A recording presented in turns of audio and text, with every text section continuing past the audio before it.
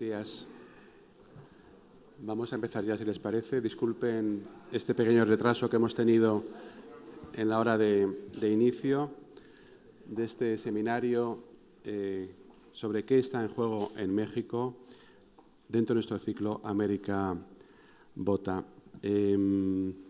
Esta mañana hemos desayunado con la noticia de la muerte de otro periodista mexicano en Veracruz, lo que me hacía recordar un artículo de Enrique Krauze en que decía que la irrupción brutal de la violencia ha sido la mayor sorpresa del siglo XXI en México. Sin duda es uno de sus mayores problemas, pero tiene otros muchos, por supuesto, como las relaciones con la administración Trump. Tuvimos aquí hace escasamente una semana un acto sobre la nueva frontera entre Estados Unidos y México y lo que significa en este caso de México como primer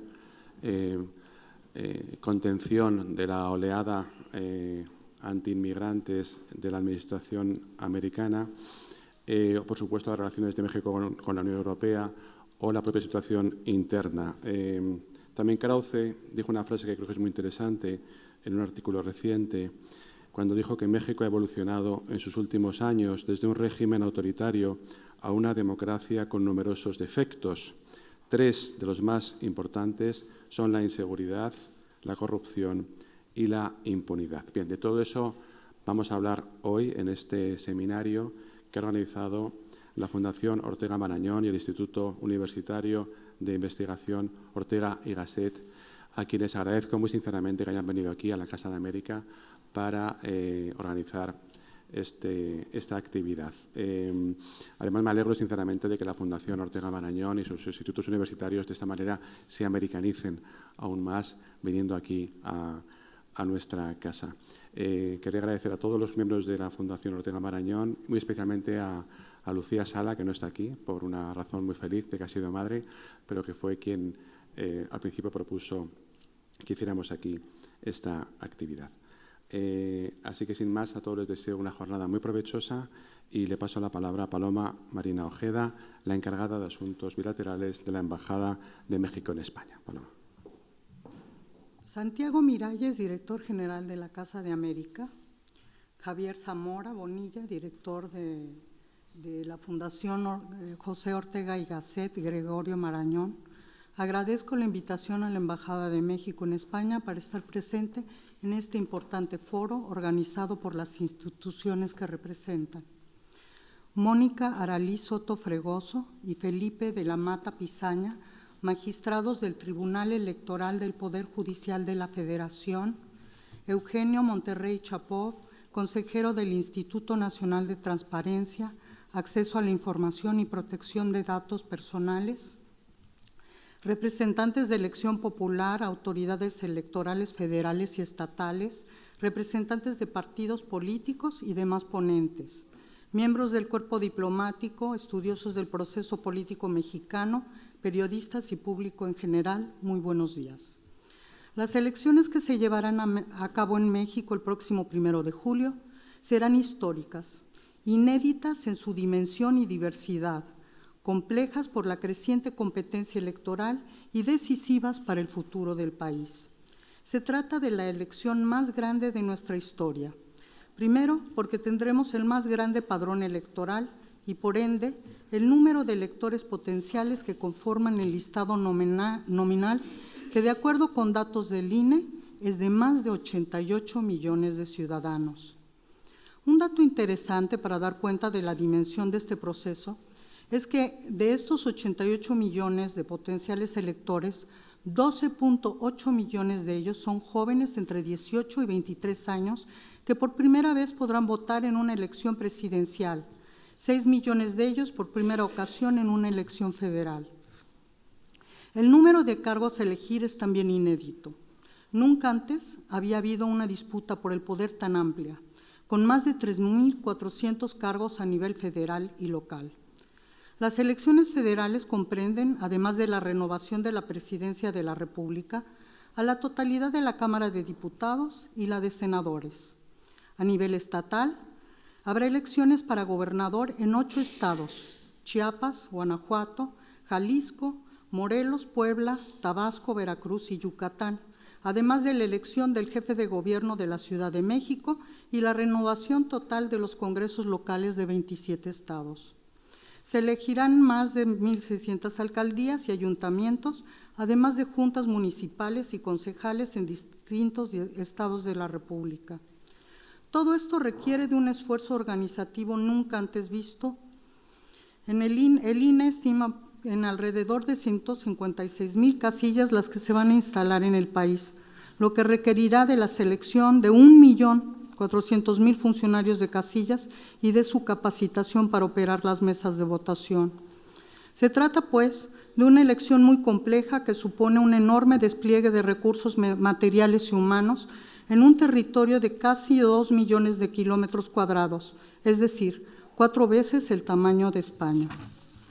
Para llevar a cabo estos procesos electorales libres, equitativos y confiables, para garantizar el ejercicio de los derechos político-electorales de la ciudadanía, hacer confiables sus resultados y contribuir al desarrollo de la vida democrática de México, el país cuenta con instituciones fuertes, robustas, autónomas e independientes, como las que hoy van a participar aquí en este foro, como son el Instituto Nacional Electoral, el Tribunal Electoral del Poder Judicial de la Federación, el Instituto Nacional de Transparencia, Acceso a la Información y Protección de Datos Personales, la Fiscalía Especializada para la Atención de los Delitos Electorales, los organismos públicos locales y los tribunales electorales estatales.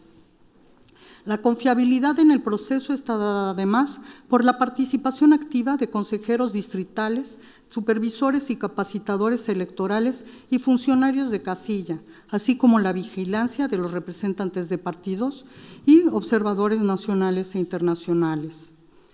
México ha recorrido un largo camino para mejorar y perfeccionar su democracia y sus procesos electorales, fortaleciendo sus instituciones y el marco jurídico que le da sustento. Todo ello basado en el principio del respeto a la diversidad y pluralidad ideológica. Es por ello que este seminario se presenta en un momento oportuno y con los actores adecuados para analizarlo. Muchas gracias. Don Santiago Miralles, director general de la Casa de América, doña Paloma Marina Ojeda, encargada de asuntos bilaterales de la Embajada de México. Señoras y señores, soy Javier Zamora, director académico de la Fundación Ortega y del Instituto Universitario de Investigación Ortega y Gasset. Quiero, en primer lugar, disculpar a nuestro vicepresidente, Julio Iglesias de Usel, que por un problema de tráfico no ha podido llegar. En primer lugar, también agradecer al doctor Francisco Parra, ahora no te veo, que es el director general del Instituto Universitario de Investigación Ortega y Gasset, capítulo México, y es el promotor de esta actividad, que creo que tiene un enorme interés porque muchas veces nuestros países no viven con la intensidad que debieran el conocimiento de cada una de las situaciones políticas y sobre todo de las sociedades de uno y otro lado del Atlántico. Y estos foros en los que vamos a analizar en este en concreto el proceso electoral tan importante como acaba de describir Paloma Marina Ojeda, que se va a vivir en México en los próximos meses, es fundamental para que tengamos un conocimiento más cierto en uno y otro lado del Atlántico sobre lo que está pasando en nuestras sociedades. Yo no sé si hemos vivido en el laberinto de la soledad, por decirlo con Octavio Paz, pero desde luego si estuviéramos viviendo en el laberinto de la soledad tendríamos que hacer todo lo posible por romperlo y jugar a esa libertad bajo palabra que él intentaba. La semana pasada organizábamos en la Fundación un congreso sobre la recepción de la filosofía de Ortega y Gasset en el exilio y especialmente en el exilio mexicano. Como saben ustedes, la Casa de España, el Colegio de México, acogió a numerosos intelectuales españoles exiliados. La propia fundación, como bien conoce el profesor Varela Ortega, fundador de la misma, aquí presente, nació teniendo una enorme importancia al grupo mexicano que era heredero de esa Casa de España, ¿no? En ese ánimo de colaboración, de comprensión, de convivencia entre los países, la Fundación está siempre, y colaborar con la Casa de América es para nosotros no solo un placer, sino casi una obligación. Y ahora que las obras de nuestra sede pues, nos aconsejan disponer de los espacios de otras instituciones, pues además muy de agradecer que podamos organizar en la Casa de América con estas magníficas instalaciones, con estos magníficos medios personales y materiales, no podamos hacer aquí este acto. Muchísimas gracias a todos por su presencia, muchísimas gracias a los ponentes, les deseo que sea una jornada magnífica. Buenos días, señoras y señores, estimados directores, miembros del cuerpo diplomático. Me complace introducir hoy esta sesión y primera sesión de esta jornada, que promete ser más que interesante, sobre esa primera sesión sobre certeza, legalidad y transparencia en las elecciones de México para el 2018.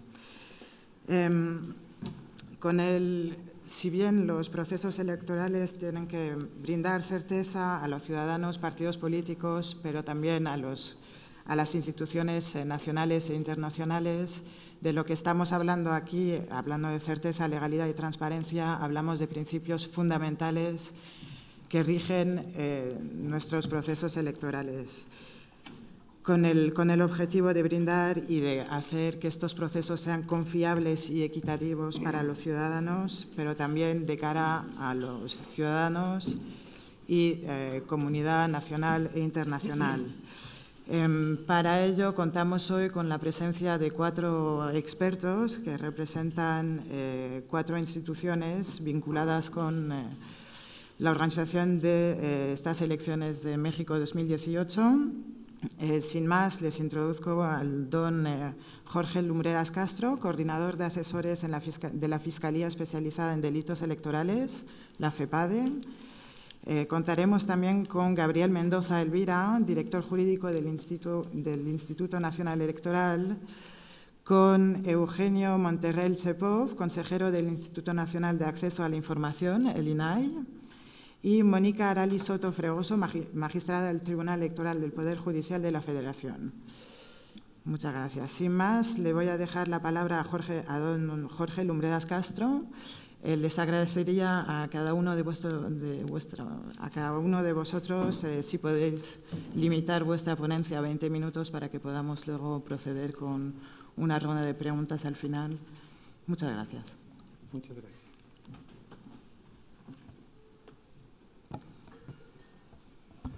Muy buenos días tengan todas y todos ustedes.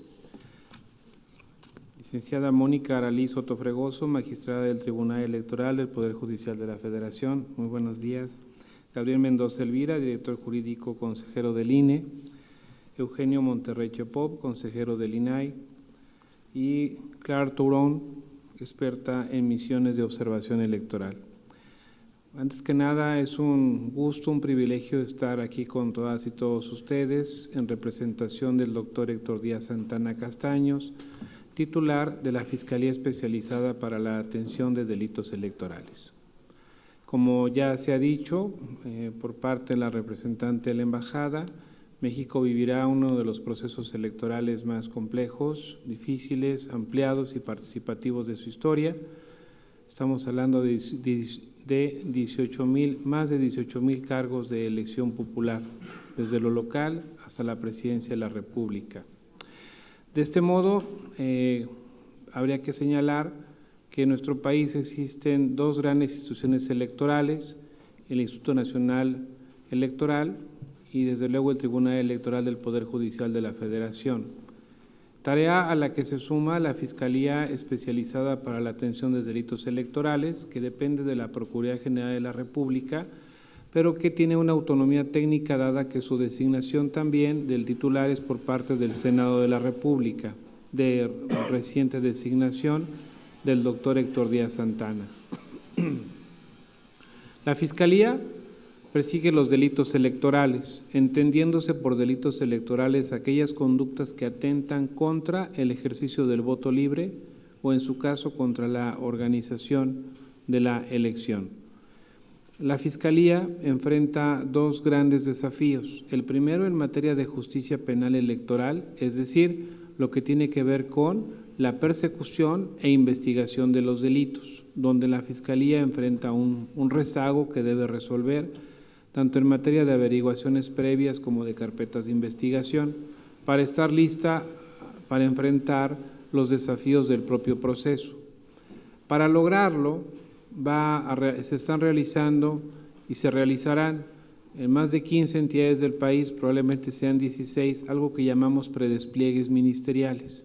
Es decir, vamos a los estados del país y en cada uno de ellos participan las procuradurías locales, participan las policías, los ministerios públicos, los peritos, las policías de investigación y otras instituciones que se suman para tener una presencia territorial efectiva y poder medir que efectivamente se podría realizar lo que vamos a llamar el despliegue. Esto se realiza cada 6 o cada 3 años, dependiendo de la elección, y se trata de movilizar por todo el país policías, ministerios públicos, peritos, de los 3 órdenes de gobierno y con las aportaciones tanto de la Procuraduría General de la República como de las procuradurías locales. Ese es el reto que estamos diseñando. La última vez participaron no menos de 5,000 elementos. Pensamos que esto superará con creces esa cifra. Eso es también México en materia de justicia penal electoral. La Fiscalía enfrenta el desafío de actualizar sus procesos, medios y protocolos a lo que se conoce en nuestro país como el sistema penal acusatorio adversarial, que como ustedes saben recién en el año 2016 se aplica en todo el país. Eso significa que los procesos penales tienen que llevarse en la Fiscalía de acuerdo a lo que establece este nuevo sistema de justicia penal acusatorio e implica desde luego crear nuevas áreas, nuevos sistemas, protocolos, áreas de atención para responder y para cuando presentemos esto ante los jueces, pues esté apegado a derecho. Otra cuestión que tenemos es la capacitación del personal, precisamente en los términos del sistema penal acusatorio, tanto a nivel federal como en las 32 entidades del país, lo cual es un esfuerzo no menor porque involucra a cada una de las fiscalías.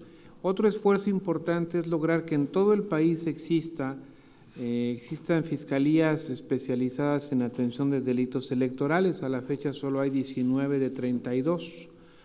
Y esto a pesar de que el mandato por el que se reforma la Procuraduría General de la República y se establecen las coordenadas de lo que en México llamamos, y es de reciente creación, el Sistema Nacional Anticorrupción, que considera que todas las fiscalías del país deben tener por lo menos 2 grandes áreas. Una, la que tiene que ver con los delitos cometidos por servidores públicos anticorrupción, y otra que es la de delitos electorales. Pero estamos en 19 de 32, pero hemos visto en los estados del país una gran voluntad para echar a andar estas fiscalías, que también tendrán que capacitarse y desde luego trabajar bajo coordenadas comunes. Y bueno, trabajar con coordenadas comunes en 32 entidades que integran a nuestro país, a México, requiere también que los protocolos pues existan, que todos puedan trabajar de la misma manera, y esto reclama modelos nacionales, que las fiscalías tengan cohesión entre sí, y esto desde luego también implica un modelo nacional para el desempeño de las fiscalías. Y bueno, y la otra parte, la prevención del delito. Recientemente, esta misma semana, se ha firmado un acuerdo en México en el que han participado los 32, han suscrito el acuerdo los 32 gobernadores del país, 31 y el jefe de gobierno, un acuerdo de civilidad y legalidad. ¿Para qué? Para evitar el uso de los programas sociales con fines electorales. Esto es importante porque forma parte de lo que en la FEPADE se conoce como el Programa Nacional de Prevención del Delito. Se trata de evitar que las cosas no sucedan. Y esto reclama la participación de los 3 órdenes de gobierno y especialmente de las áreas que manejan los programas sociales, es decir, aquellas áreas que se caracterizan por llevar bienes, recursos y servicios a la población, específicamente a la población de menores recursos, donde tenemos programas de amplio espectro que llegan a decenas de millones de personas. Así que ese es uno de los grandes retos, evitar el uso electoral de los programas sociales, también la capacitación de los funcionarios, porque el funcionario tiene que saber qué no hacer, cómo limitar su desempeño y en qué. También implica capacitar a otros elementos de la misión pública, implica capacitar a los partidos políticos para que sepan qué son los delitos electorales, a los ministros del culto religioso o de los cultos religiosos, es decir, a todas aquellas personas que de acuerdo a la ley podrían potencialmente cometer delitos electorales.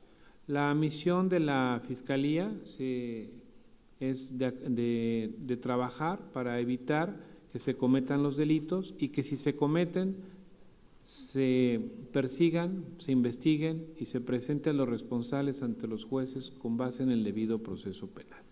Esa es básicamente la misión. Partimos de la convicción de que la institucionalidad pública democrática del país es fuerte, de que tenemos instituciones robustas, instituciones de amplio espectro que se han venido consolidando a través del tiempo y la historia, que esto debiera ser suficiente para poder llevar un proceso electoral en paz, con tranquilidad, porque al final de cuentas la ciudadanía merece un proceso electoral digno, creíble, confiable, donde los votos se cuenten y se cuenten bien, y donde al día siguiente de la elección la gente se pueda levantar como en cualquier otro día para continuar su vida en la idea de tener un futuro mejor. Muchísimas gracias, que tengan un buen día. Gracias.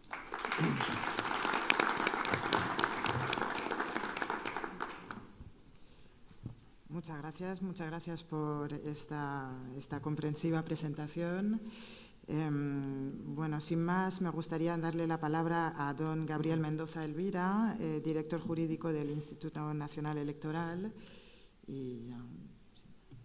Gracias. Gracias, muy buenos días a todos. Muchas gracias a los organizadores de este evento por permitirnos estar aquí y en lo personal pues, con este maravilloso panel representado por personalidades de las principales instituciones que son clave en este proceso electoral. Sin más y para no abusar del tiempo, el tema de esta mesa pues es muy amplio, sin duda, como lo decía Claire, la certeza, legalidad, transparencia, entre otros principios, pues son principios constitucionales que rigen todo el proceso electoral y que son eje del mismo. Sin embargo, pues en aras del tiempo que hay en esta mesa, yo me enfocaría en 2 aspectos, principalmente el proceso electoral, que me parece son importantes para tutelar estos principios. La reforma de 2014 tuvo varios ejes y entre ellos estuvo, 1, crear un sistema nacional de elecciones en donde la autoridad administrativa no solo participa ya en la organización de las elecciones federales, sino también en las elecciones de los estados. En este sentido se complementa el sistema a través de la actuación conjunta y de colaboración de la institución del INE, el Instituto Nacional Electoral, la institución nacional, y 32 institutos locales, 1 en cada una de las entidades federativas. Son autoridades que se les ha dotado de autonomía, de independencia, para que sean capaces de dotar a los procesos electorales precisamente de los principios de los que nos toca hablar en esta mesa. de certeza, de legalidad, de transparencia, entre otros principios. Como decía, el proceso electoral pues es una serie de actos, de procedimientos que se llevan a cabo que en todo momento están regidos por estos principios. Y en ese sentido se empiezan a hacer, y me voy a referir nada más a la parte, digamos, organizativa de la elección, sin dejar de lado la importancia que tienen otras actividades que se llevan a cabo en el proceso electoral, pero la parte operativa, digamos, para que el 1 de julio pueda la ciudadanía salir a votar. En ese sentido, se empieza con un sistema que además tenemos basado en la desconfianza. Entonces es un sistema muy robusto, muy complejo, lleno de normas muy específicas. Alguna vez mi profesor de Derecho Electoral me decía que el entonces código, ahora Ley de Instituciones y Procedimientos Electorales, decía no es un código, no es una ley, es un manual.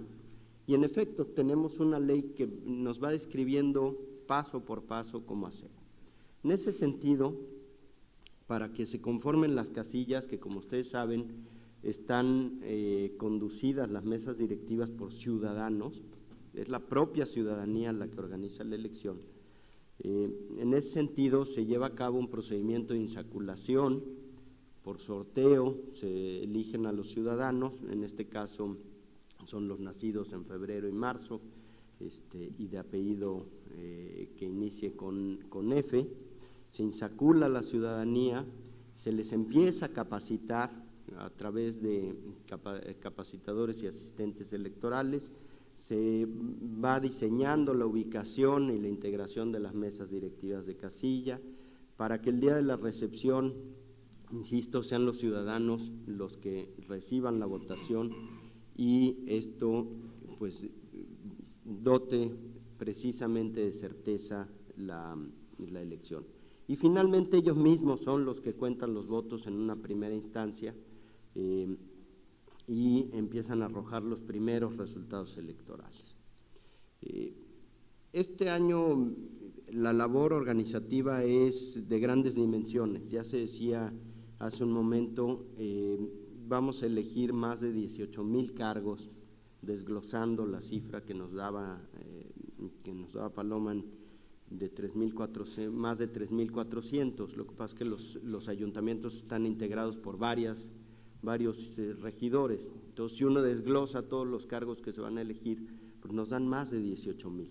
Esto organizativamente suena sencillo, pero en realidad es bastante grande. Y todo para que salgan a votar, posiblemente, quienes tienen la posibilidad, ojalá todos fueran a votar, más de 89 millones de ciudadanos, que es el cierre de la lista nominal que estamos haciendo. En este sentido, pues esa labor que se tiene que ir haciendo, dotada de legalidad, muy apegada a la norma, que insisto es muy precisa en todo lo que se debe llevar a cabo.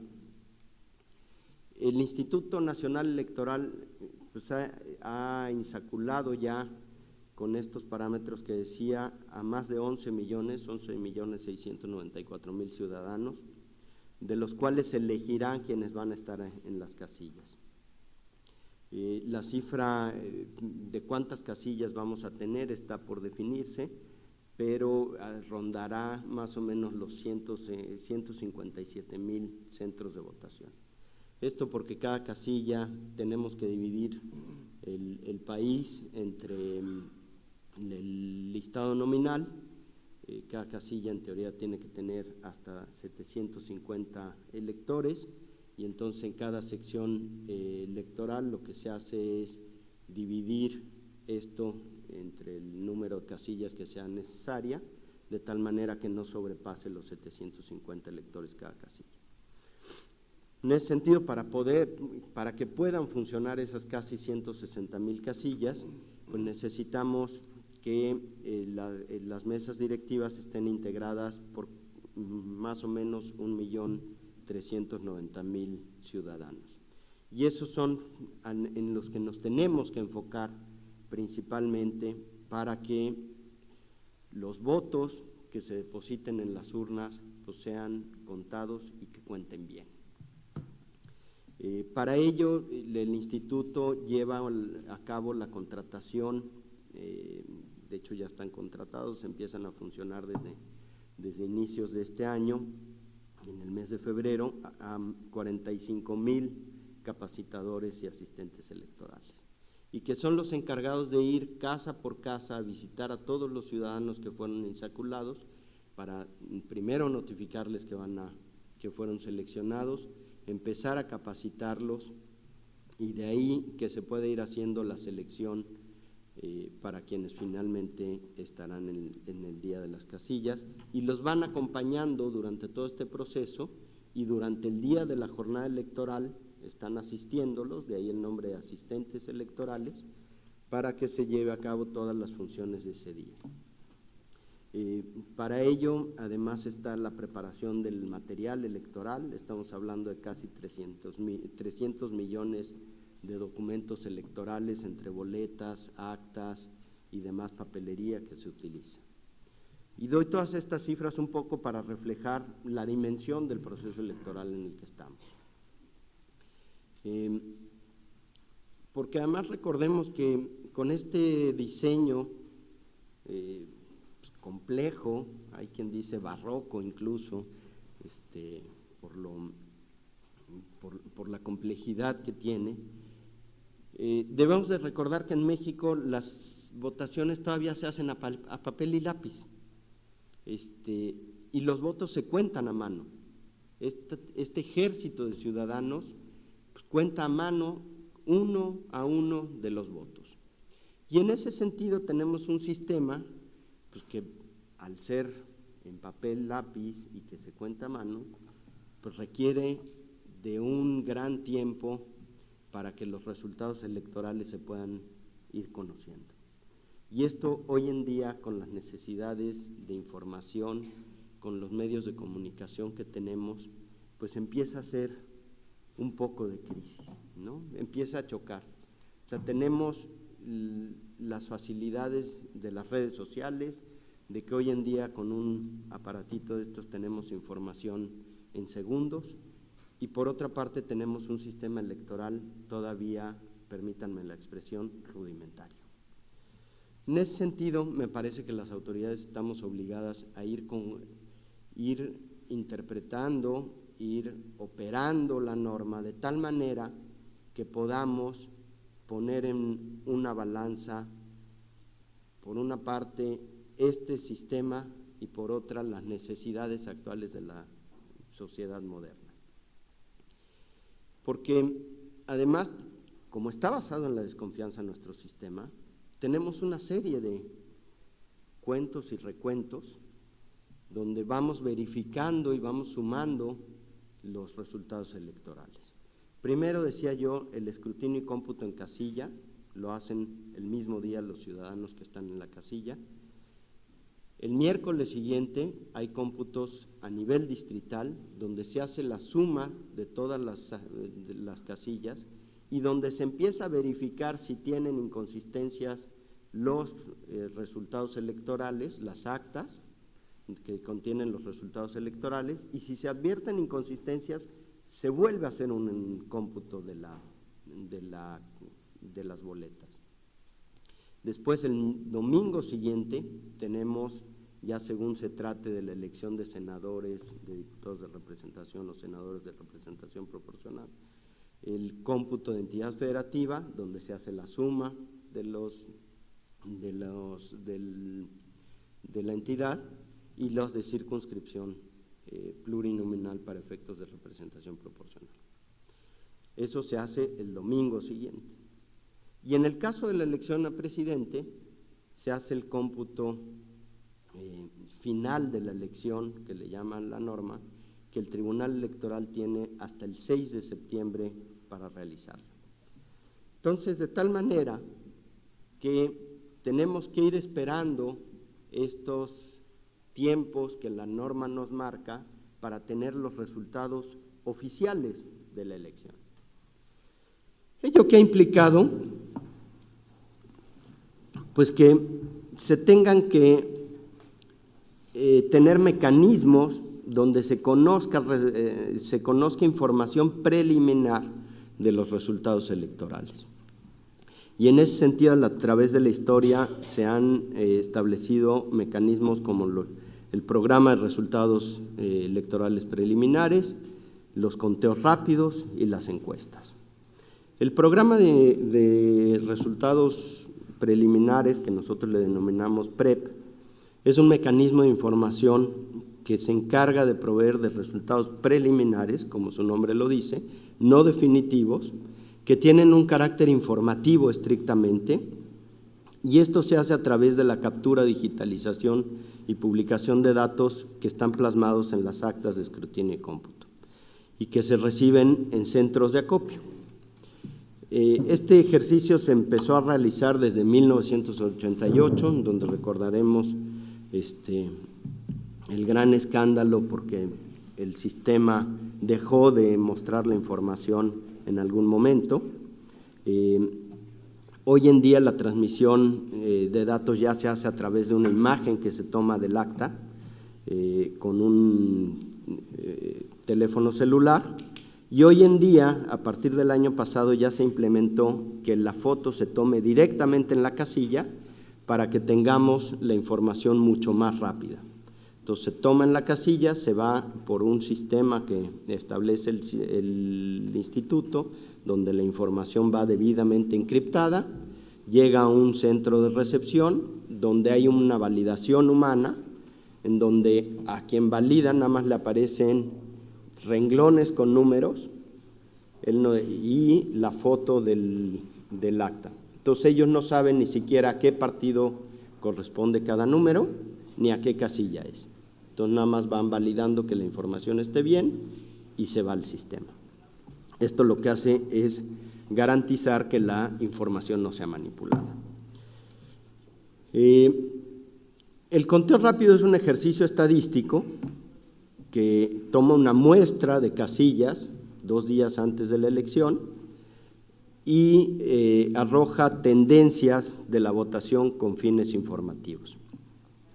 También es información preliminar, en este caso no es censal como en el PREP, no están todas las casillas, es una muestra y solo muestra tendencias de los resultados electorales. Al ser una muestra, lo que tiene es que permite que sea muy rápido, como su nombre lo dice.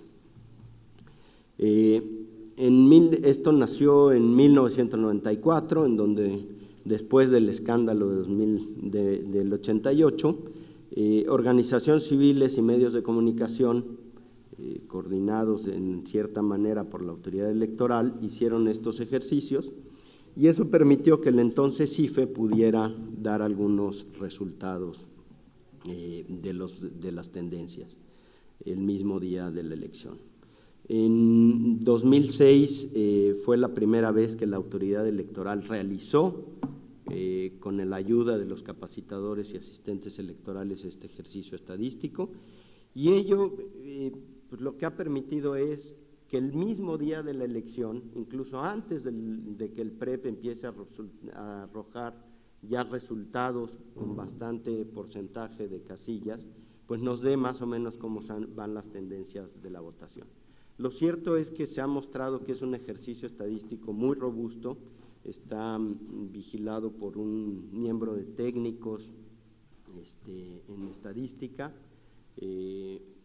y que vigilan que la muestra, ellos la diseñan, en fin, con sus algoritmos y estas fórmulas, y eso hace que en la historia la verdad es que siempre ha sido muy preciso el ejercicio.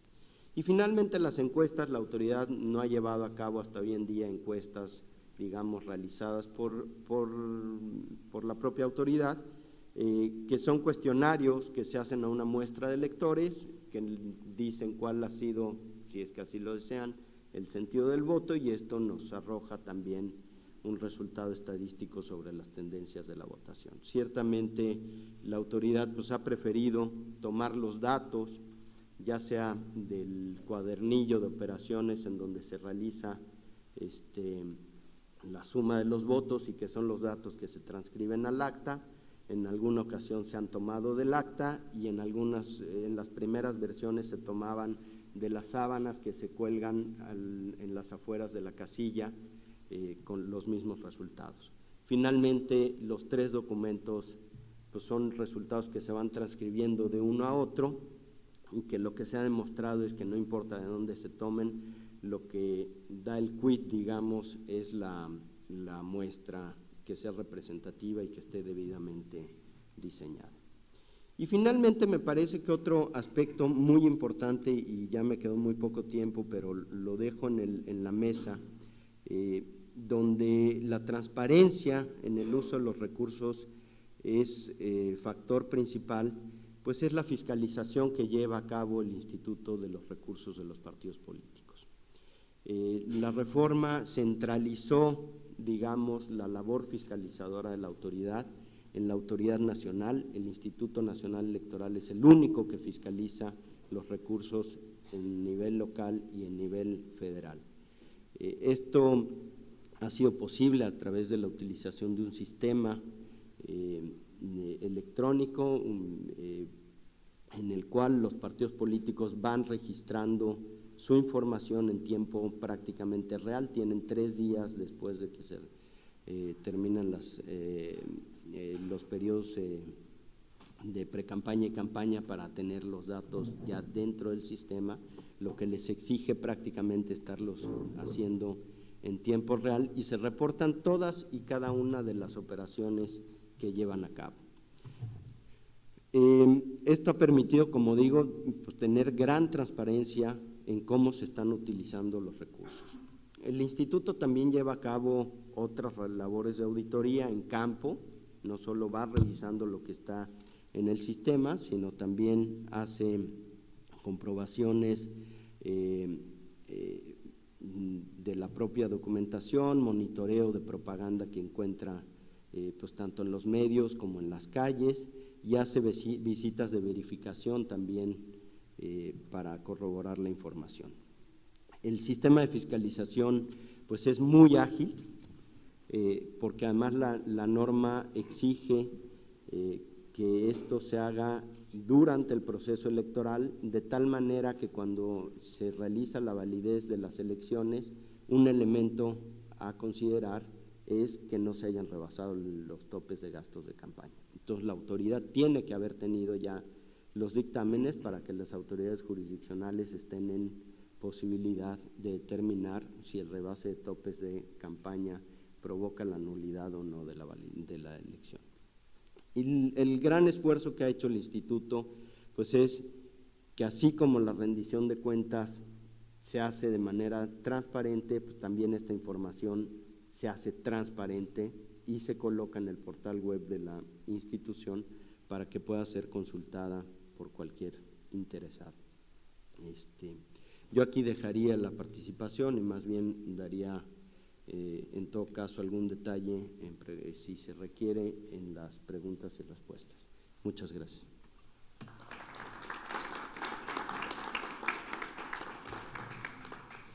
Muchas gracias por su presentación. Sí, creo que ya estábamos hablando de un proceso complejo, por lo menos ha conseguido darnos todavía más y más detalle y entender un poco más la magnitud del proceso y de los retos que nos esperan de cara a julio y más allá con el reconteo.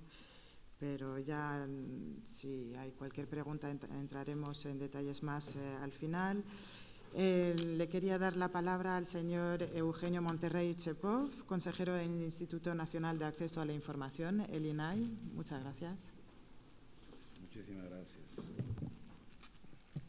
Gracias, buenos días. A ver si funciona, sí, ya.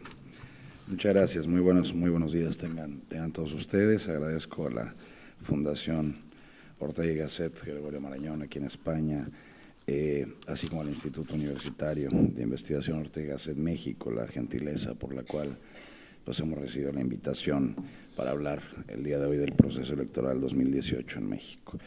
Como ustedes bien saben, mi función como servidor público se enfoca a los temas de transparencia, acceso a la información, protección de datos personales, razón por la cual es en este ámbito de atribuciones que me permitiré expresar mis ideas sobre el proceso electoral federal 2018.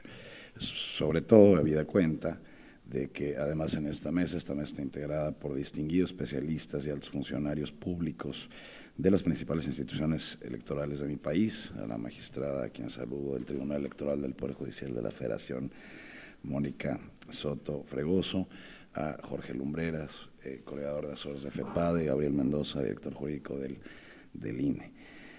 Por supuesto, aprovecho también para agradecer y saludar la gentil disposición de la moderadora Claire Tourón, experta en misiones de observación electoral de la Unión Europea. Dicho lo cual, empiezo por citar a la propia magistrada Soto Fregoso en su texto Las elecciones presidenciales 2012, en el sentido de la importancia que tiene cada 6 años el proceso electoral federal. La importancia de este proceso no radica solamente en la renovación de los poderes ejecutivo y legislativo federales en conjunto, sino en el sentido del voto en la relación premio-castigo sobre el gobierno saliente. De hecho, para eso son las elecciones intermedias que se dan a los 3 años de iniciada una administración federal, el balance a la mitad del camino que permite la continuidad o el cambio de estrategia en la gobernanza del país para la contienda de los próximos 3 años, de los 3 años restantes. Efectivamente, México se debate, a diferencia incluso de las elecciones de 2000 o de 2012, que son elecciones de alternancia, en un cambio de paradigma político con visiones radicalmente distintas. Hasta ahora México había tenido una situación de régimen político propia, endémica si se quiere, a diferencia del resto de América Latina. La región mantuvo durante el siglo XX, más o menos como elemento común, regímenes políticos sustentados en presidencialismos dictatoriales y de corte militar. México, en cambio, logró institucionalizar los procesos de renovación presidencial que evitó caer en la tentación de continuidad en el poder de un solo hombre fuerte, como lo fue buena parte del siglo XIX mexicano. Y esto que digo no es una justificación que pretenda haber un régimen democrático en el México del siglo XX y tampoco es nada novedoso. Así lo refiere en conjunto la obra coordinada por Julián Labastida Martín del Campo, Antonio Camus y Noemí Luján Ponce en Transición Democrática y Gobernabilidad, México y América Latina. Sin embargo, este proceso electoral del 2018 parece tener, ahora sí, visos de tendencia con el resto de América Latina. ¿Hacia dónde va México? Y la respuesta la daré en términos de cualificativos que aparecen en distintos medios públicos, entre el populismo y la continuidad oficial. Y en ese sentido hemos visto casos de Argentina, Bolivia, Brasil, Ecuador, Perú, Uruguay y sin duda el más emblemático, Venezuela. No me corresponde, por supuesto, valorar a cada uno de los gobiernos que han tenido estos países, pero los hechos y el análisis sobre estos ahí están. Hasta aquí una referencia general sobre el proceso electoral federal de México de este año. Ahora bien, me parece que debo referirme a aspectos que competen exclusivamente y específicamente de mi labor. Sin duda, la transparencia y el acceso a la información están vinculados a todo proceso electoral. Desde antes de la existencia de las leyes de acceso a la información y de las instituciones garantes del mismo, debe reconocerse que los entonces, tanto instituto como tribunal, ámbitos federales electorales, fijaron sendas pausas de comportamiento transparente en los procesos electorales. Para muestra, basta mencionar como ejemplo la fiscalización, que aquí ya se ha tocado, la fiscalización del financiamiento recibido por los partidos políticos, la cual, más allá de hacer las cuentas y los números, los resultados y los informes, se ponían desde entonces a la disposición de cualquier persona interesada en el tema, incluso a pesar de resistencias de algunos partidos políticos. O bien esa sentencia del Tribunal Electoral que fijó las bases de la transparencia electoral, relativa a que el ejercicio del acceso a la información no se detiene en los archivos del Instituto Electoral, sino que incluye los archivos de los partidos políticos como una extensión de los primeros. Al día de hoy, México ha evolucionado muchísimo en el tema de transparentar los procesos electorales, aunque paradójicamente falta mucho por hacer. Específicamente, consolidar los mecanismos de exigencia, rendición de cuentas, transparencia y acceso a la información de lo electoral. Con lo anterior me refiero a que estamos aún en un proceso de puesta en marcha de una importantísima reforma estructural que se gestó en febrero del año 2014. Aludo a la reforma constitucional en materia de transparencia. De dicha reforma derivó una Ley General de Transparencia que, a partir de mayo del año 2015, permitió al Instituto Nacional de Transparencia, el INAI, el otrora IFAI, asumir una competencia sobre el universo mayor de sujetos obligados, entre ellos los partidos políticos y las propias instituciones electorales como las que hacen presencia en esta mesa. Hasta antes del mes de mayo del año 2015, en materia de transparencia, acceso a la información y protección de datos personales, se tiene que los partidos políticos se sujetaban a la competencia del Instituto Nacional Electoral y a la legislación electoral. Dicho de otro modo, mantenían un estatuto específico, ajeno a la legislación de transparencia y a la competencia del organismo garante de transparencia.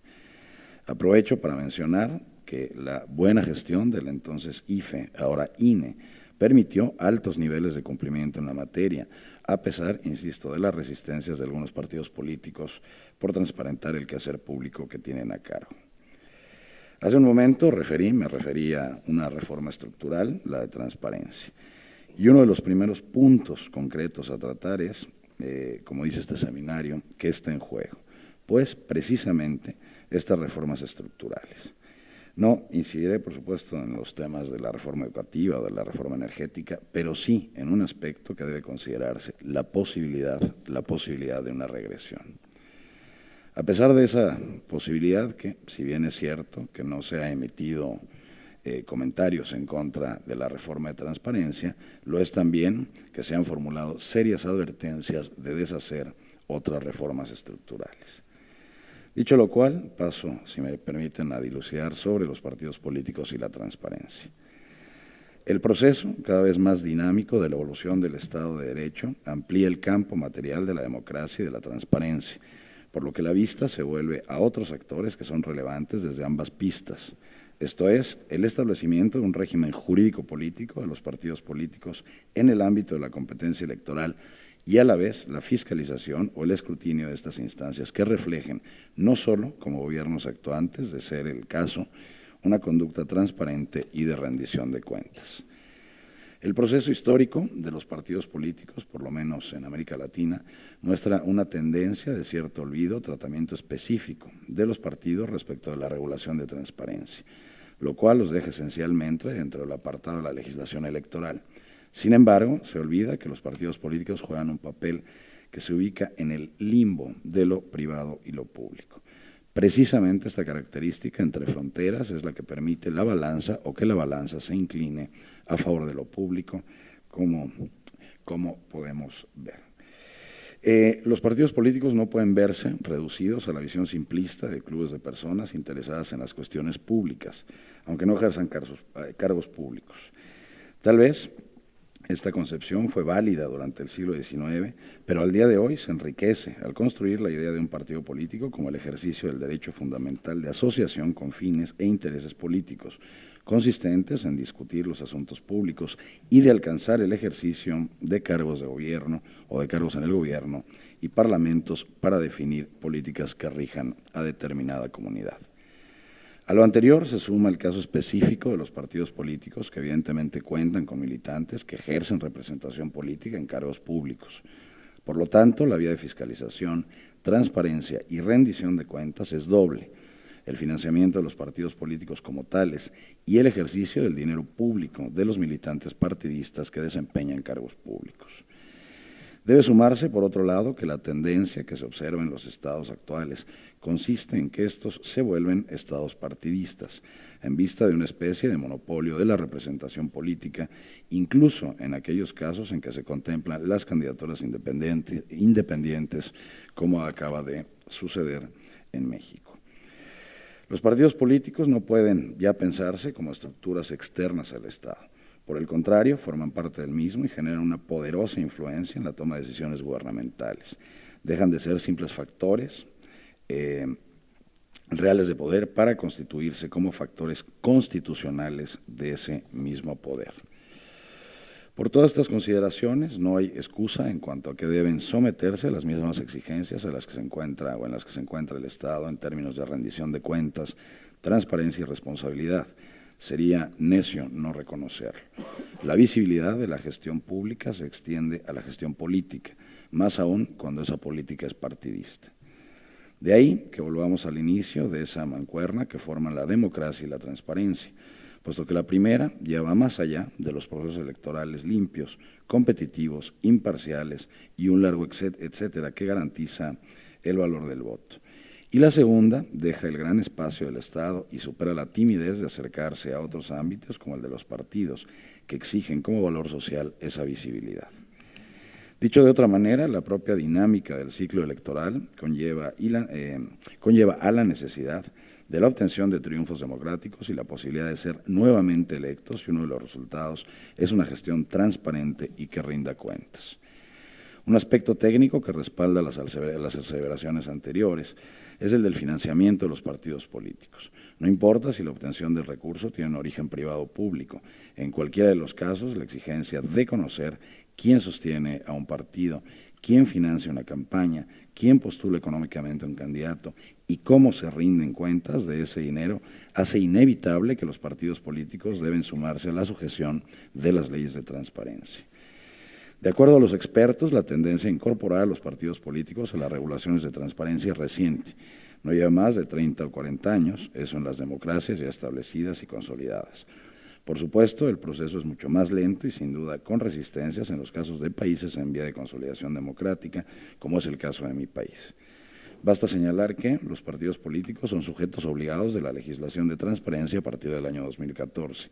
Si bien es cierto que en la legislación electoral la situación data del Código Electoral, también ya referido en la mesa del año 2008. Dicho sea de paso, un punto a proponer es que la vigente Ley General de Partidos Políticos, que prácticamente trasladó el capítulo de transparencia plasmado en el abrogado Código Electoral de 2008, debería suprimirse tras lo dispuesto por la reforma constitucional en materia de transparencia del año 2014. Derivada de dicha reforma constitucional, la Ley General de Transparencia ha establecido 48 rubros de obligaciones de transparencia a todos los sujetos obligados, entre ellos, por supuesto, los partidos políticos y a las instituciones electorales. Y en forma específica establece 30 rubros adicionales a los partidos políticos, 5 rubros adicionales a los tribunales, y a ello me refiero en concreto a la justicia electoral, y 14 rubros a las adicionales al Instituto Nacional Electoral. Debo aclarar que en México se conoce como obligaciones de transparencia al mínimo de información que debe estar a disposición de cualquier individuo sin que medie solicitud expresa de acceso, por lo que deberá estar disponible en un portal de Internet. En cuanto a los números, a partir de la competencia del INAI, me permitiré compartirles algunos números, a finales del 2017 se concluyó una verificación no vinculatoria del cumplimiento de dichas obligaciones de transparencia, me refiero a esta información mínima que debe existir a disposición de cualquier ciudadano, y tan solo como muestra me permito señalar que las calificaciones obtenidas por los partidos políticos fueron las siguientes en un rango de 1 a 100%, y por supuesto de mayor a menor. El Partido Revolucionario Institucional obtuvo 86.85%, el Partido Acción Nacional 80.46%, el Partido Verde Ecologista 79.92%, el Partido Encuentro Social 78.80%, Partido Movimiento Ciudadano 67.39%, Partido Nueva Alianza 65.63%, Partido del Trabajo 52.72%, Partido de la Revolución Democrática 39.41% y Partido Movimiento de Regeneración Nacional 8.94%. El punto es qué tan importante resulta el tema de transparencia y las instituciones que la soportan a quienes están compitiendo por alcanzar la jefatura del Estado mexicano y la posibilidad de reelecciones en el seno legislativo, si es que cuenta con las mayores, por supuesto con las mayorías necesarias al interior del Congreso de la Unión. ¿Cuál es el comportamiento de los partidos políticos en tanto se trata de sujetos obligados? Es referencias numéricas desde la competencia una vez más del INAI. En 2016 el Partido Acción Nacional tuvo o le fueron dirigidas 293 solicitudes, cuando en el año 2017 782, y en lo que va del presente año 112. En total suma 1.187. El Partido Revolucionario Institucional sumó en el año 2016 345 solicitudes, pero para el 2017 759. El Partido de la Revolución Democrática tuvo 270 solicitudes en el 2016 y subió a 541 en el año 2017. Partido Verde Ecologista 118 y subió a 309 solicitudes. El Partido del Trabajo 128 a 407, de un año de 2016 a 2017 nuevamente. Movimiento Ciudadano de 97 a 229, Nueva Alianza 70 a 175 solicitudes con los mismos años. Morena 281 a 655, Encuentro Social 124 a 269 solicitudes y el Partido y el Instituto Nacional Electoral pasó de 2.531 solicitudes a 3.956. Se observa, como ustedes lo podrán apreciar, un incremento notable en la necesidad de obtener información tanto de los partidos políticos como de la autoridad electoral. Y si bien los datos de 2018 son apenas reflejan casi los dos primeros, el primer tercio del año, que va del año, la experiencia indica que el número de solicitudes será por lo menos del doble del año pasado. Las mismas referencias numéricas se obtienen con los recursos de revisión y con los índices de recurribilidad. Para finalizar, me permitiría, quiero dejar tres cuestiones que debemos afrontar, tanto las autoridades de transparencia como las autoridades electorales, en torno a, en primer lugar, evitar episodios del pasado, como los casos de Pemex Gate y Amigos de Fox, en los que el dinero y la política han hecho malas combinaciones. Para adentrarse en estos asuntos, recomiendo ampliamente el artículo de Lorenzo Córdoba Vianello y Ciro Murayama, Transparencia y Partidos Políticos. En segundo término, un tema relevante que por años ha sido conflictivo, el tratamiento del padrón electoral como la base de datos personales más importante que existe en México. Y este asunto es de una enorme responsabilidad tanto para el INAI como para la Autoridad en Materia de Protección de Datos, personales, como por el propio INE como sujeto obligado detentor de dicha base. A partir de la expedición reciente de la Ley General de Protección de Datos Personales en posesión de sujetos obligados, el INAI asume una competencia más en el tema y sin duda tendrá que asumir las competencias que le correspondan frente a posibles vulneraciones a la lista nominal y al padrón electoral. Y en tercer lugar, como de lo más reciente entre las novedades de este proceso electoral, tenemos el tema de los candidatos independientes y los casos de las firmas de apoyo que fueron invalidadas por la autoridad electoral. Dos candidatos quedaron fuera de la contienda, solo una de ellas quedó dentro, pero también con buena dosis de firmas inexplicables. Este caso representa varias aristas. Una de las de la competencia, por supuesto, electoral, son infracciones a dicho proceso. Otra es la relativa a posibles violaciones a los datos personales que fueron obtenidos sin el consentimiento de los titulares para conformar las firmas de apoyo.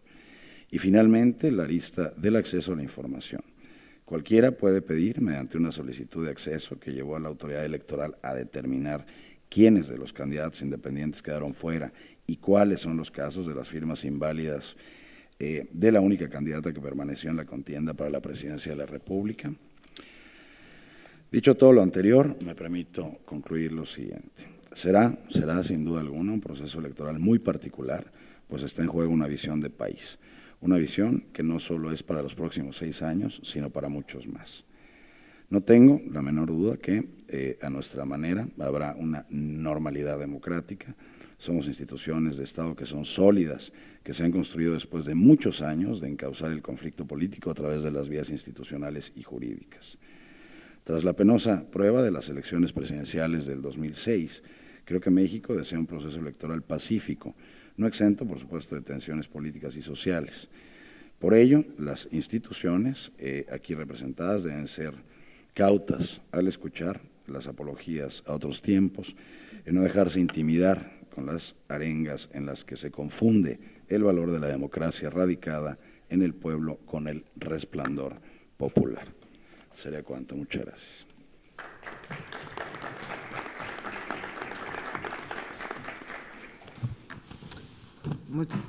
Muchas gracias por la presentación. Creo que ya, por clarificar un poco también los retos a los que se enfrentan para poder poner a disposición de los ciudadanos y del proceso electoral como tal información transparente, confiable y sobre todo veraz.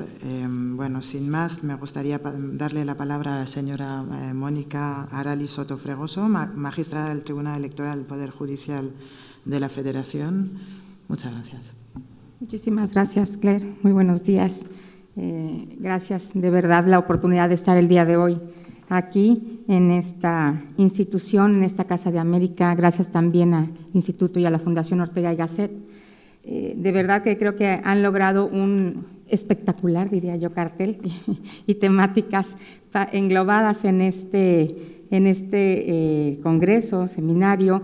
Y bueno, veo amigos, amigas, representatividad de todas las, de alguna manera, instituciones y actores políticos, ¿no? Están partidos políticos, medios de comunicación, analistas, instituciones electorales y, bueno, también de transparencia. Entonces, bueno, me parece que nos obliga un poco más a hacer este esfuerzo para no solo transmitir y poner un poco en contexto la visión particular desde la función que desempeño, sino también abrirle un poco y tratar de ser más clara con un lenguaje más ciudadano para transmitirnos en esto que hoy queremos aquí plantear.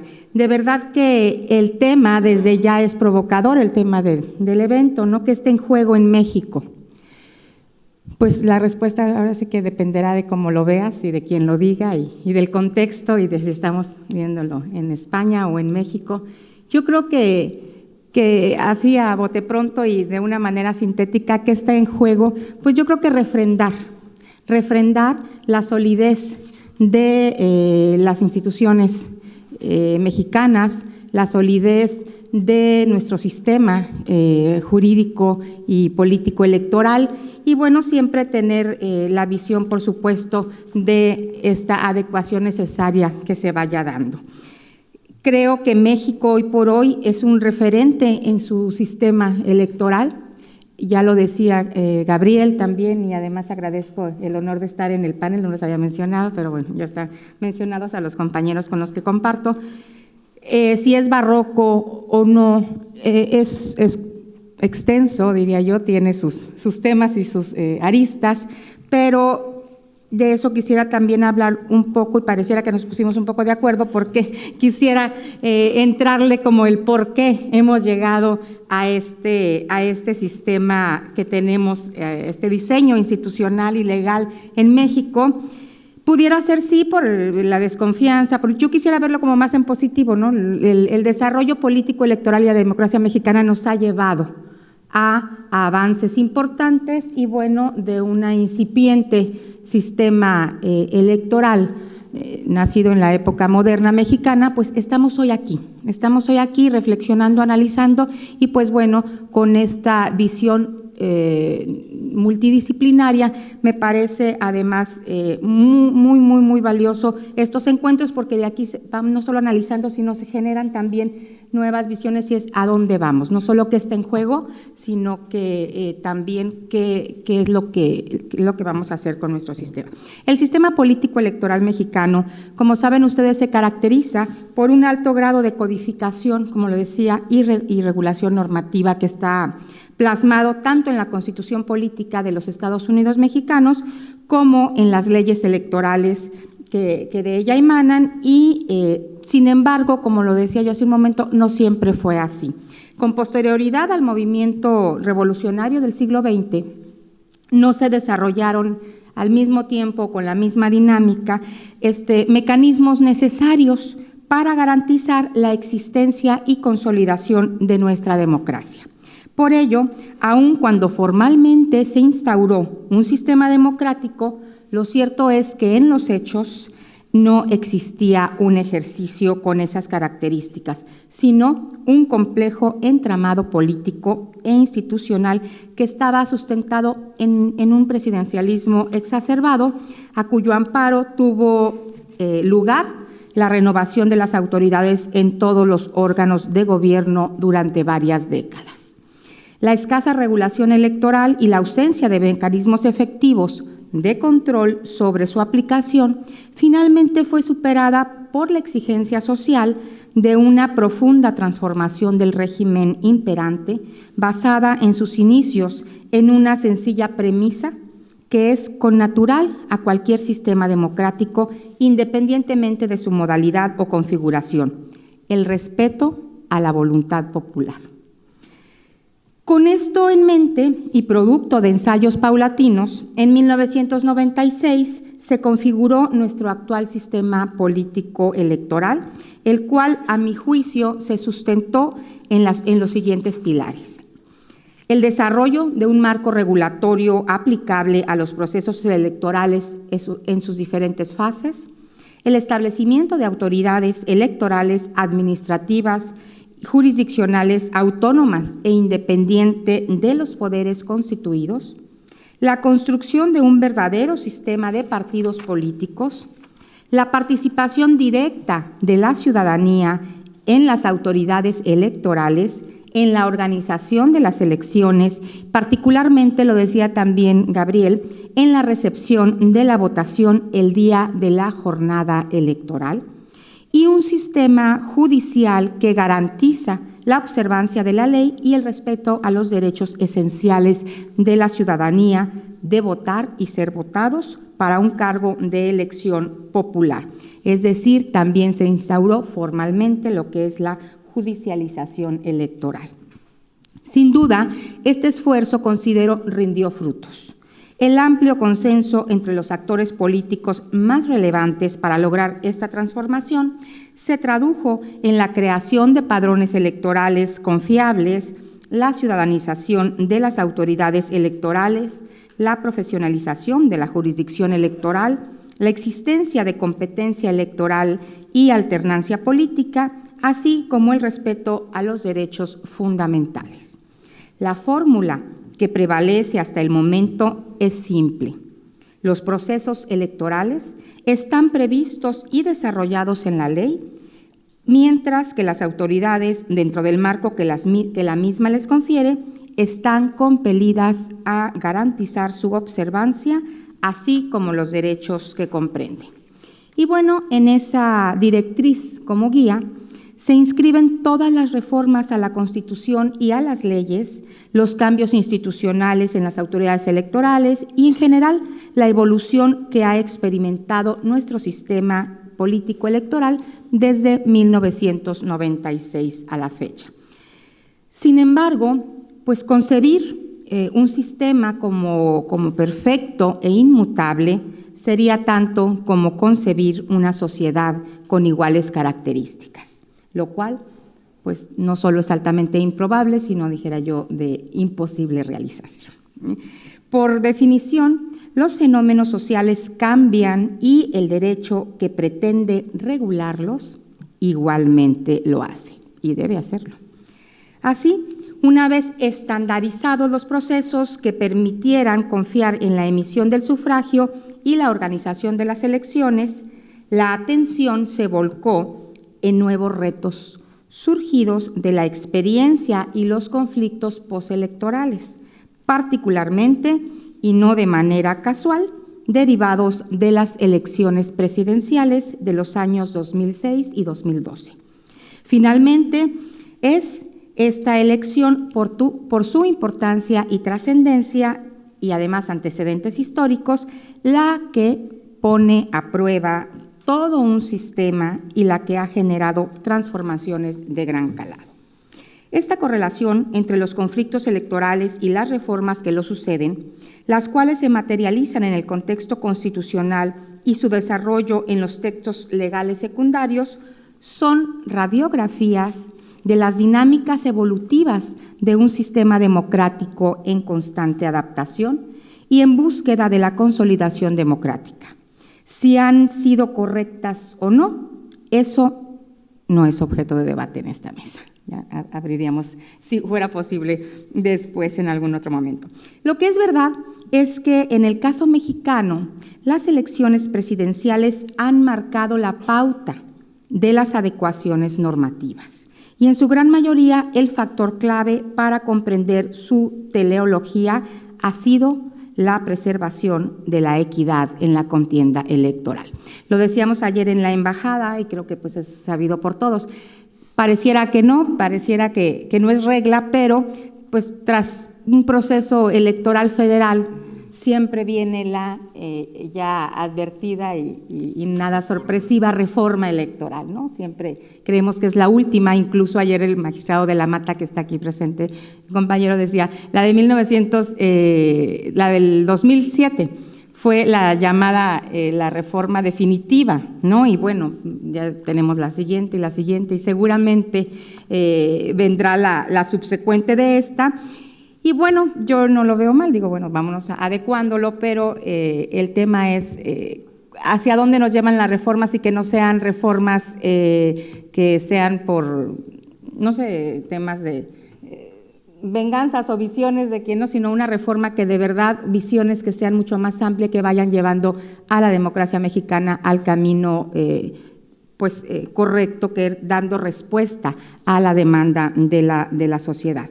En el año de 2007 aconteció una gran reforma cuyo eje rector fue incidir de manera decisiva en la forma en la que los actores políticos acceden a los medios de comunicación, con el propósito de influir en la competencia electoral y en las preferencias de la ciudadanía, estableciendo para ello severas restricciones y afectando de manera determinante las facultades de contratación tanto de aquellos como de las empresas que comercializaban estos espacios. Ese fue como uno de los temas centrales de esa reforma electoral. Y bueno, ello básicamente se tradujo en una máxima en esa reforma, que fue: solamente los partidos políticos pueden difundir mensajes con fines políticos utilizando tiempos en radio y televisión. Y lo podrán hacer únicamente pues, a través del Instituto Nacional Electoral. Y bueno, conforme a esos parámetros definidos en la propia Constitución y los ordenamientos secundarios, se realizó una distribución entre las diferentes fuerzas políticas, las cuales atiende a un factor regido por el principio de equidad. En 2014, otra reforma, le pido a la moderadora que me ayude cuando ya me vaya a faltar poquito, porque iba a poner el cronómetro y se me olvidó, perdón. En la reforma 2014 se avanzó hacia un modelo sustentado en elecciones nacionales, que ya lo decía, luego yo lo digo bajito o no bajito y de manera a título personal, yo no estoy muy de acuerdo con ese modelo nacional. Tengo aquí compañeros con los que he debatido, que luego me ganan porque son académicos, y si es debate académico, pues ya ni modo.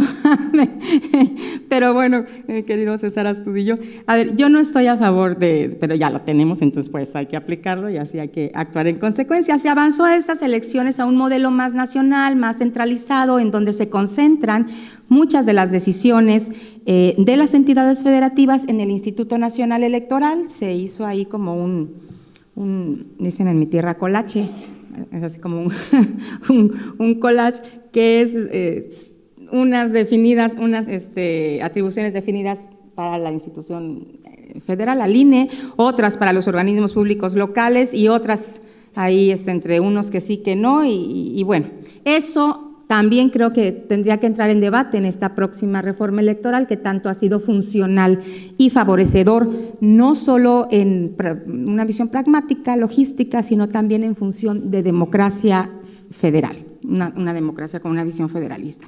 Pero bueno, se restaron, decía yo, estas atribuciones, autonomía a los organismos públicos locales, a los estados de la República, y se introdujeron reformas trascendentes en materia de fiscalización, gran tema que sigue siendo hoy día y creo que va a ser en estas elecciones también uno de los grandes temas.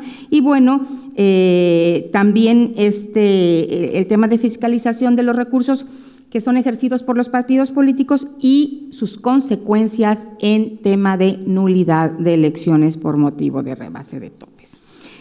También se implementó a nivel nacional la figura de las candidaturas independientes, otro gran tema también, del cual ya se refirió el consejero del INAI y al que yo tampoco me referiré mucho, porque no es tampoco el momento del tema, pero es un tema y una de las figuras muy importantes que hoy por hoy está en la mesa también puesta. Y bueno, esta remembranza histórica no es fortuita, tiene el propósito de establecer también las bases de un análisis brevemente que quisiera también dejar nada más como puntos de saque para, si se pudiera generar este diálogo en mi participación, ¿no? Y en mi concepto, la cabal comprensión de lo que significan la certeza, la legalidad y la transparencia para el proceso electoral 2018 no puede alcanzarse si no se entiende cuál ha sido el origen y el rumbo que ha tomado el fenómeno electoral en México.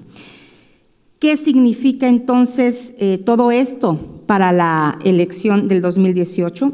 ¿Qué implicaciones tiene para el proceso electoral en que se elegirán el mayor número de cargos en la historia, que también ya lo hemos comentado? ¿Y cómo debe afrontarse este escenario por las autoridades electorales, los actores políticos y la sociedad? Quisiera yo definir a grandes rasgos, desde mi perspectiva, algunos de los retos que estamos enfrentando y que enfrentaremos en este proceso electoral. Uno, pues que es el proceso más concurrente que ha habido, ¿no? Ya hemos dicho si son 3,600, 16,000, 18,000, 17,000, los cargos de elección popular son todos los más que ha habido en la historia de México y que tiene, pues obviamente, sus complicaciones particulares. Otro de los grandes retos es también derivado de la reforma 2014, el principio constitucional de paridad de género. Todos estos cargos tienen que regirse bajo el principio fundamental de igualdad sustantiva que está consagrado en la Constitución como paridad y que la jurisprudencia del Tribunal Electoral del Poder Judicial de la Federación ha ido acuerpando y ha ido moldeando para darle pues el sustento necesario para su aplicación efectiva. Una paridad efectiva es uno de los retos también. Y bueno, como si no faltara con eso, además esta paridad tendrá que darse de manera armónica con lo que es la reelección, que hoy por hoy todavía está debate si la reelección, que está también a nivel constitucional, es un principio, es un derecho o es una posibilidad. Pero bueno, habrá que, ahorita los partidos políticos están en los tiempos en definir sus listas, sus candidaturas y tendrán que cumplir paridad, reelección, las elecciones concurrentes. También el Internet, las redes sociales, creo que es otro gran ingrediente en este proceso electoral. Lamentablemente todo esto viene también a darnos otro fenómeno terrible, que es la violencia política y la violencia política hacia las mujeres por razón de género, que es también un ingrediente que ha venido allá a ser parte del proceso electoral atendido o visto desde la participación política de las mujeres. Están los datos que no nos mienten, la estadística en donde dice que a mayor participación política de las mujeres, más violencia genera su derecho a participar en condiciones de igualdad y de libertad en comparación con los hombres. Entonces, el cumplimiento de la paridad nos puede advertir que vendrá, por supuesto, una andanada en el tema de violencia política hacia las mujeres por razón de género en este proceso electoral. Y yo cerraría uno de los retos, habrá más, están por supuesto a las diferentes visiones, quise nada más como dejar, les decía yo, de saque algunos, pues otro de los grandes retos es refrendar, como yo iniciaba, refrendar la solidez y la fortaleza de las instituciones mexicanas, de las electorales y de las demás instituciones como el INAI y como todas las instituciones mexicanas. Creo que hemos dado muestra que no obstante, aunque se mueva la tierra, nos sacuda, en México siempre hemos estado apostándole a la normalidad electoral. Y también verlo de esta manera, yo creo que la conflictividad que se genera en los procesos electorales, para eso estamos como instituciones, para estar guardando los equilibrios, poniendo pesos y contrapesos. Por eso el INE organiza las elecciones y el Tribunal Electoral es la máxima autoridad en términos de revisar la legalidad y constitucionalidad que pudieran tener los casos que llegan a nosotros. En fin, son parte de un sistema de equilibrios que se tiene en México. Y desde mi punto de vista, Barroco no es un sistema que yo le doy un saldo más positivo. Me parece que escuchaba el otro día también en una mesa de debate con Alcocer, Jorge Alcocer, y con ayúdame, amigo Felipe, en Mérida, con Luis Carlos Ugalde, que decían, a ver, ya hay que volver al origen. Entonces, si estamos barrocos, entonces podríamos pensar en una visión minimalista del sistema político electoral mexicano. Bueno, pues hay que verlo, ¿no? Yo creo que pues siempre está, lo importante es que siempre esté a debate y análisis para tener estos pesos y contrapesos y sobre todo ir caminando hacia donde la democracia mexicana debe de ir, ¿no? La participación de la sociedad civil creo que hoy por hoy también es uno de los grandes ingredientes en este proceso electoral y es parte sustantiva para que se vaya dando todos y cada uno de estos pasos de los procesos electorales y la democracia mexicana ad hoc a lo que la sociedad mexicana está requiriendo y está demandando. Hoy por hoy los jóvenes también son parte importantísima en este proceso electoral. 1 de cada 4 mexicanos son jóvenes de entre 18 y 29 años de edad y creo que hoy por hoy pueden definir la elección en México, la elección presidencial y las elecciones locales. Yo hasta ahí dejaría por el momento mi participación y les agradezco mucho la oportunidad. Gracias.